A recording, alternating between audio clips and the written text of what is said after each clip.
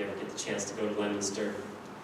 Dean and Laurie started keeping bees about 13 years ago. They live in Worcester County, Massachusetts, very active in their county association. They also are the authors of this book, if you haven't figured it out yet. It's a great little beekeeping book, and one of the best things about this, which it doesn't say on the cover, is that this teaches you how to keep bees with no treatments at all. No soft chemicals, no hard chemicals. It lays out a plan for you to keep bees with no chemical intervention, and it can be done. So to me, that's the best thing about this book. So they also sell other treatment-free honey from other beekeepers around the country. They've created a line of chocolate products, which unfortunately aren't here today because they're really delicious. But you can order those online. Queen of Chocolate, right? I'm sure you can ask them about that. Chocolate honey products, really good stuff. And I'm sure there's some other things I'm forgetting that they do, but I will turn it over to Laurie, and she's going to talk to us a little bit about family values first, and then a really interesting talk on the microbial environment in the beehive. So take it away, Laurie.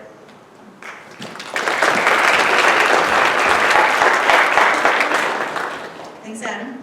Really happy that Adam asked us to come here and speak. And we just came from a conference in Florida, so I'm like so not tuned into the weather that I left a couple weeks ago. But I am also glad it didn't snow today. So the first talk I'm going to give is going to be kind of a fun, short talk on family values in the hive. I became aware that, I guess my whole life, that people use bees as examples for all sorts of things that they want to support or promote. You know, the industrious bee, the communist bee, the socialist bee, the capitalist bee, you know, all sorts of ways that people use bees to talk about society and values. And it occurred to me that there's a lot of funny things going in the hive that don't necessarily conform to the values that we've heard promoted in the past. So with Dean and I spent a lot of fun time brainstorming and just talking about funny things in the hive that could be used to promote all sorts of things. So we came up with Heather Has Two Mom Bees. I don't know if anyone knows that book, Heather Has Two Mommies. Two moms parenting children.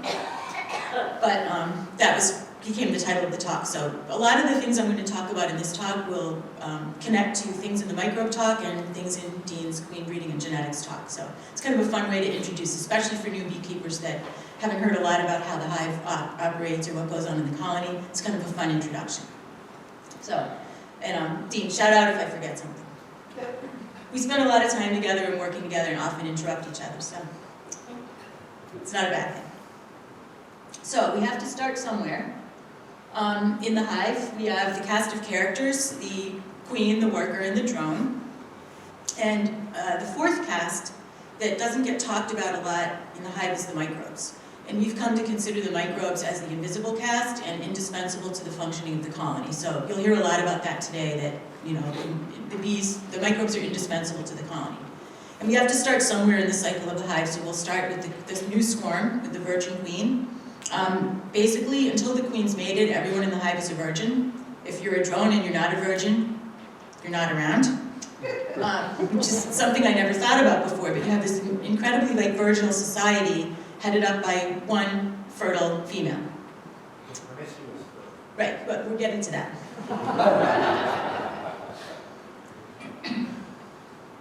So the first thing that happens is queen has to go and get mated. Not under my roof, it has to happen outside. The bees have their own version of Lover's Lane, and she has a team of male escorts. And the purpose of the males escorting her is that the drones are large and make a nice decoy for the queen to not get eaten by a hummingbird or dragonfly or some other predatory insect. It gives her a better chance at getting to the mating grounds if she has some escorts, at least when she's lifting up off the ground. Chivalry is not dead in the beehive.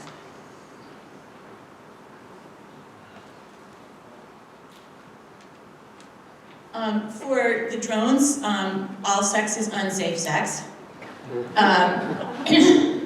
As soon as the drone mates with the queen, his penis will explode and drop off. Sad for him, but good for the hive.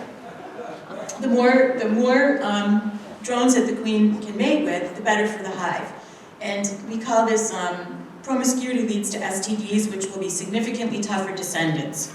And not necessarily on the individual level, but on the colony level.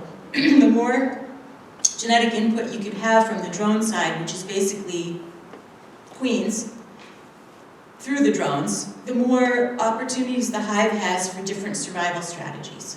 So good for the queen to mate with as many drones as she can, and she can mate with up to 30. Gee, your hair smells terrific. The pheromones play a very big role in the whole mating process, and in fact in all the processes in the hive. Pheromone communication, the bees are in the dark. They're doing everything in the hive basically through their antennas, which are their sensory organs, both for tactile sensing and for chemical sensing, and their feet. We have ancient is the new modern family. There's millions of years of successful genetic engineering in the hive through the mating strategies and through the way that the bees get together. We have, Heather has 2 mom bees. Actually, Heather has 2 mom bees, but in the hive there's many, many, many mothers through the drones.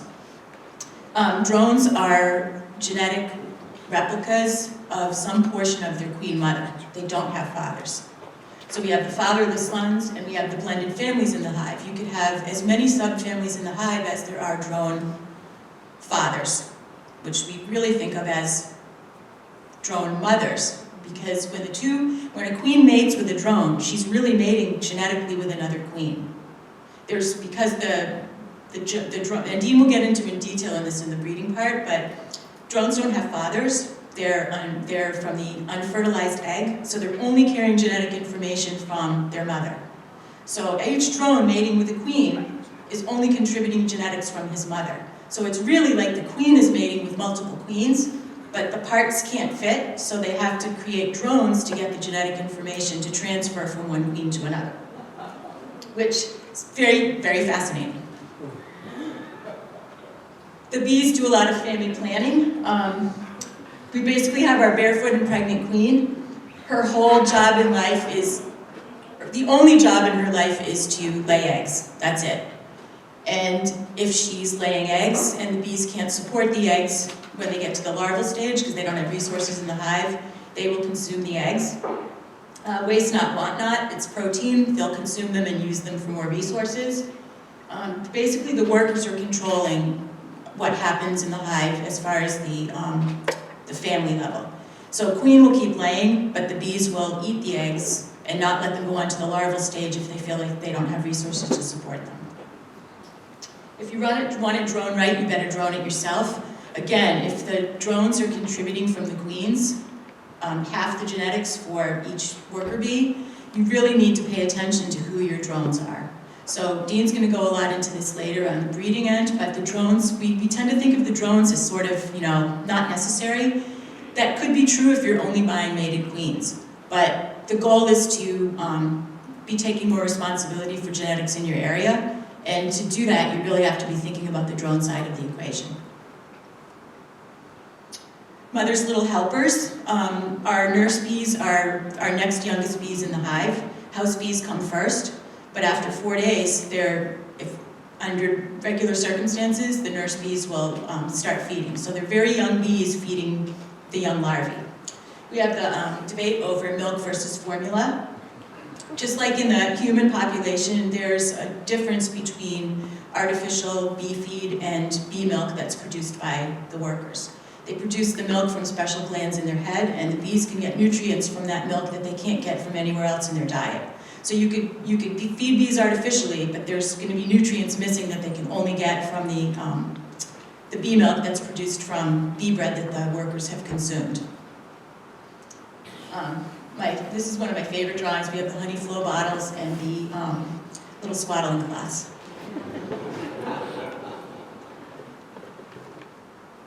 Gender roles in the hive. On one level, very traditional, the woman's work is never done. The girls are doing everything in the hive, and we have our drones, who are basically our couch potatoes, fed. They're fed by the workers, they're groomed by the workers, they're pampered by the workers. Their whole job is to kind of like hang around and like wait for their chance to go out and mate with virgin queens. But like in any family system, the sort of like layabout, useless, no good kid might also be functioning as the sacrificial lamb.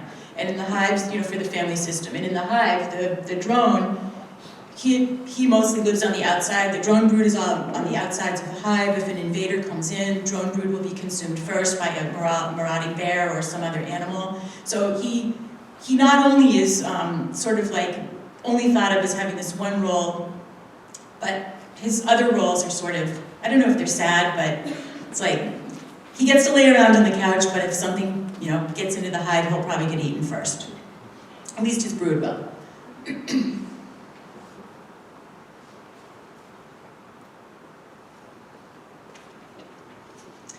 So the bees are also masters of domestic engineering and green living. They're basically off the grid. They're not tapped into any kind of like fossil fuels for the heating and cooling of their hives.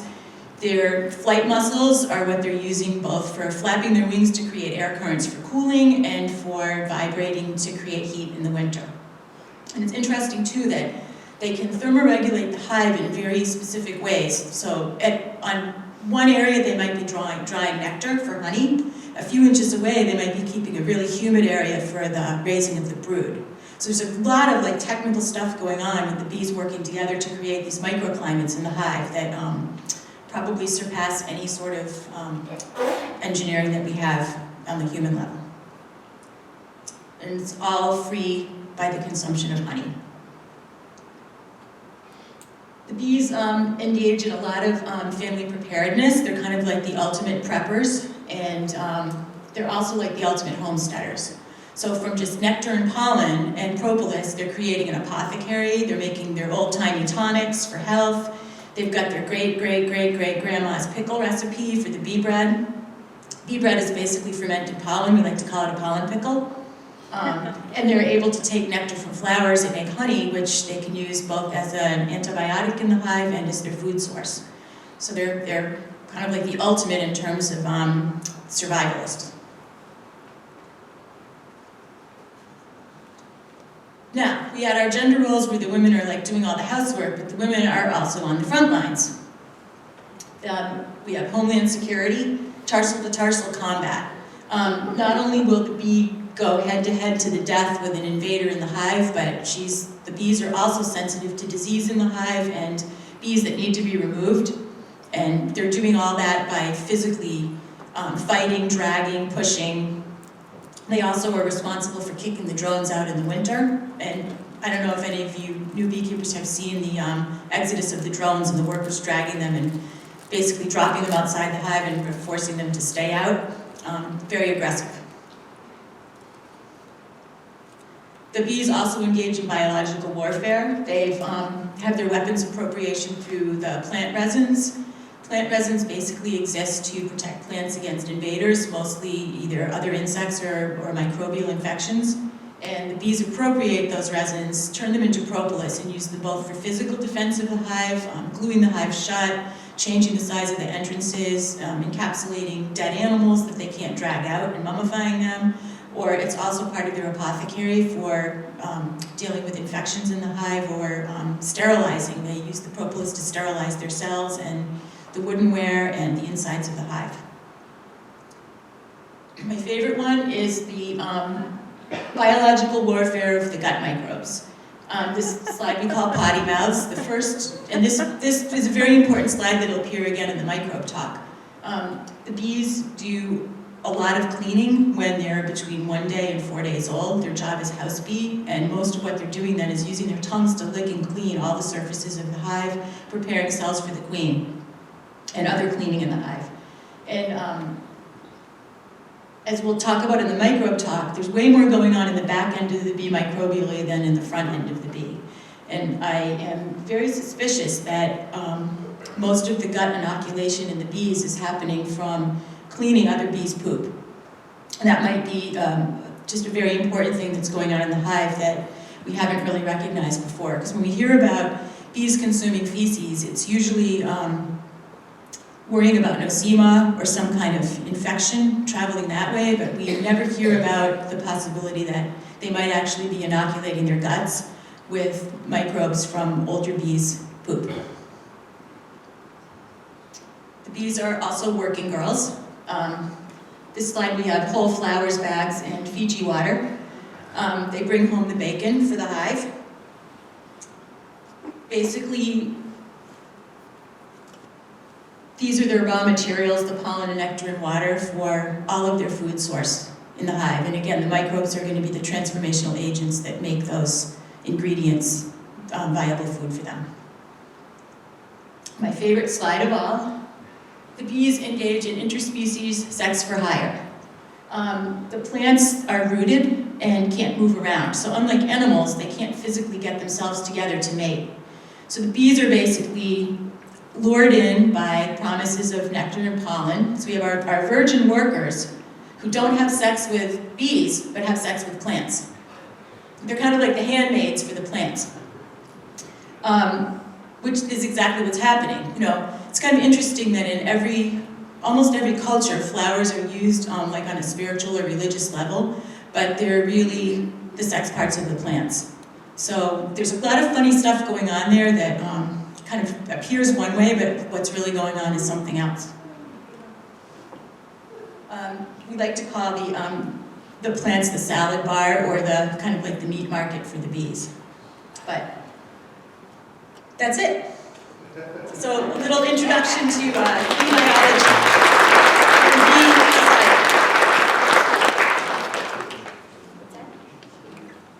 Okay, you guys ready for the microbe talk? Okay. Do you need a little break? Yeah.